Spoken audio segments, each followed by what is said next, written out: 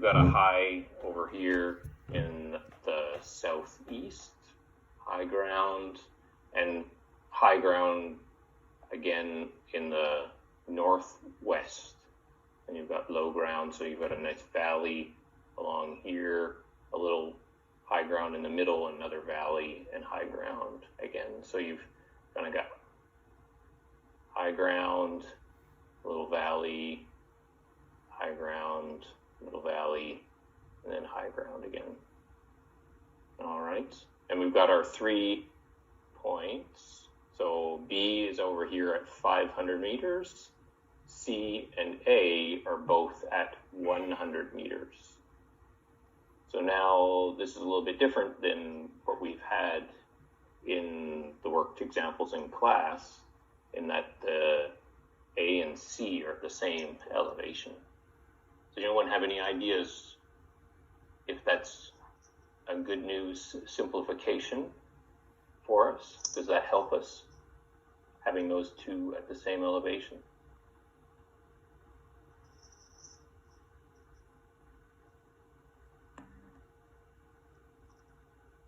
So what do we know when we're trying to make the first steps, we're trying to make the structure contours, right?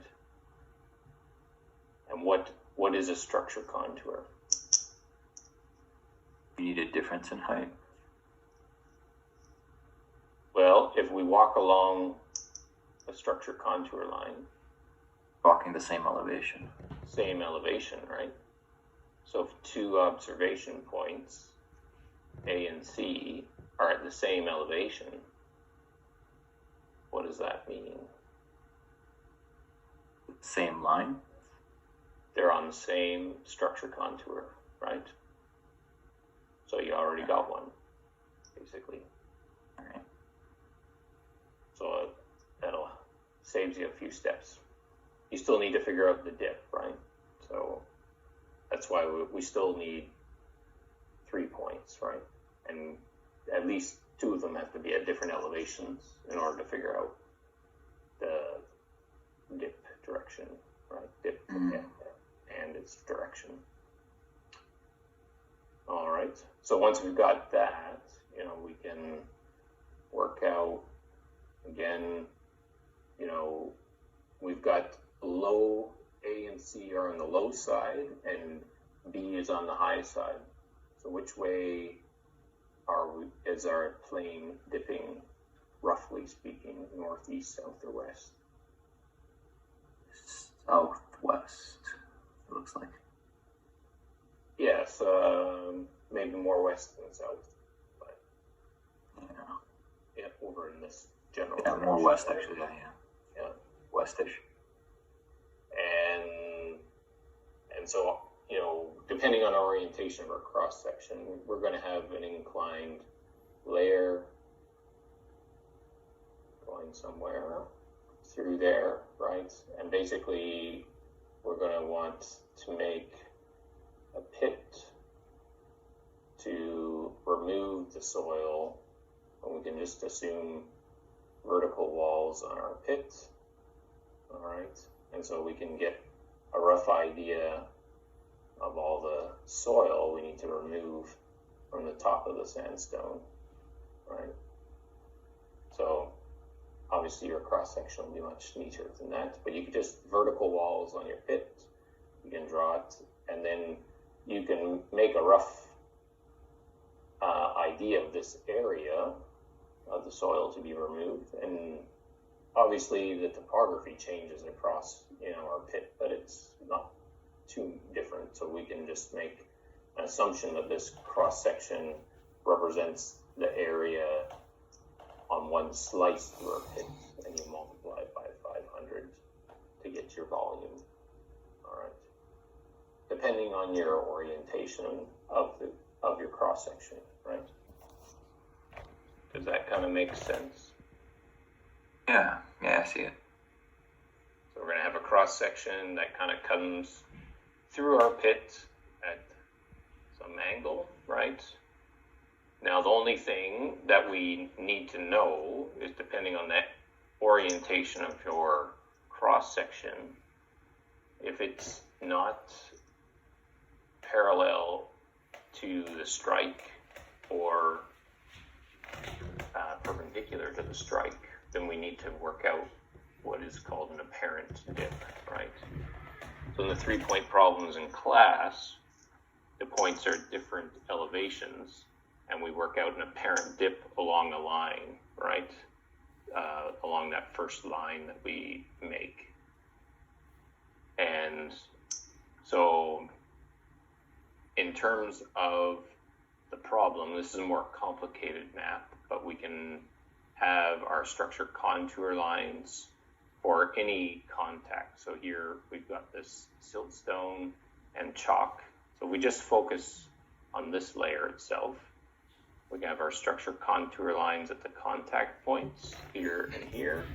We've got 2 of them, and so we know the strike direction. We can measure that off on the map, and then we can work out the true dip, because we know we need to make that triangle perpendicular to the strike or the structure contour line, right? And that would give us the true dip.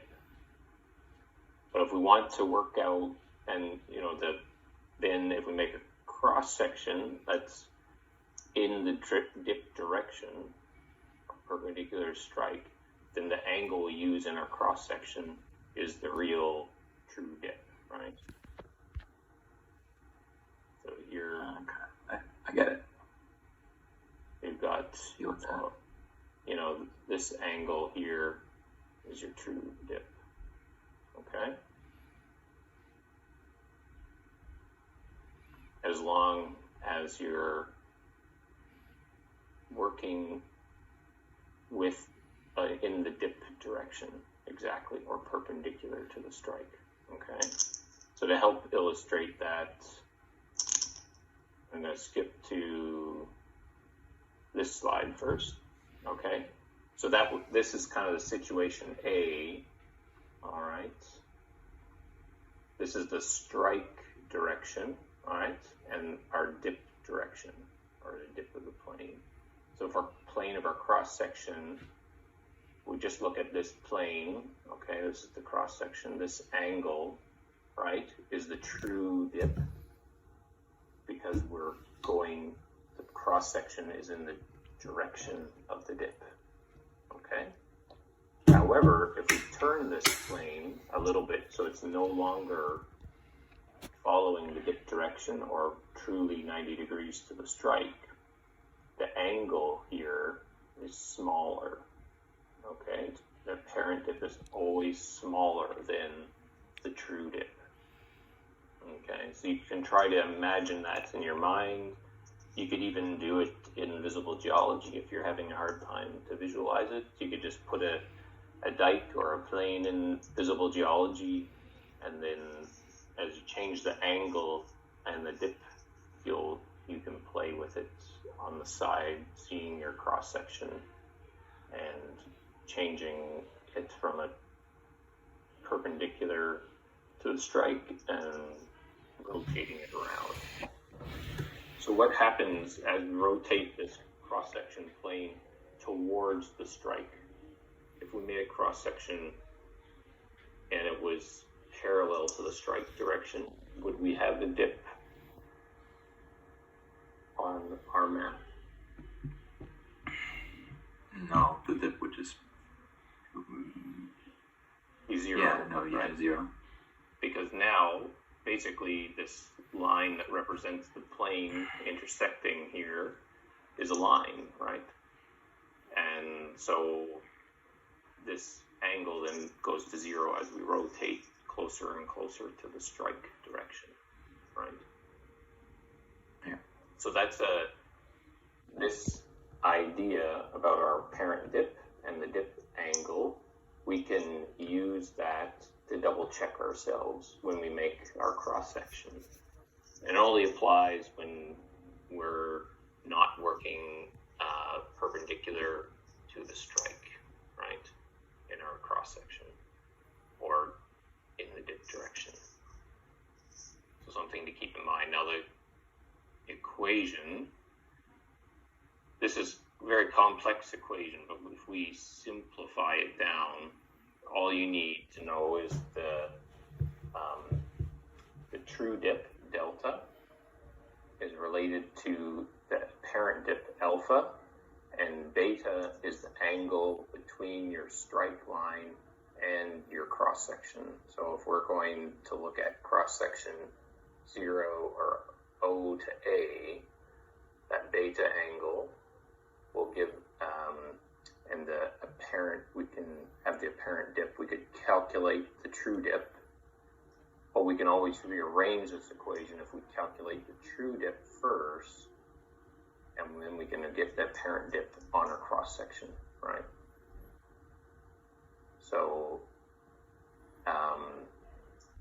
in terms of giving you a sort of worked exercise on this map, we worked out the strike was 85 degrees and the true dip 22 degrees. And if we plug those numbers into the rearranged equation, then we get an apparent dip of 2 degrees on the CC line here, the east-west cross-section. Now, if we think about our structure contours, are the structure contours close to being parallel to our CC line? Remember, we connected the dots. They're very close, okay? There's a small angle, the structure contour lines are striking at 85, and the CC line is at 90 degrees from north, right? It's perfectly east-west. So we do expect that our apparent dip is a small number because we're very close to the strike direction in this cross-section. So I hope that makes sense for you. And if you're having a hard time with it, feel free to reach out with an email. Try it out in visible geology so that you kind of understand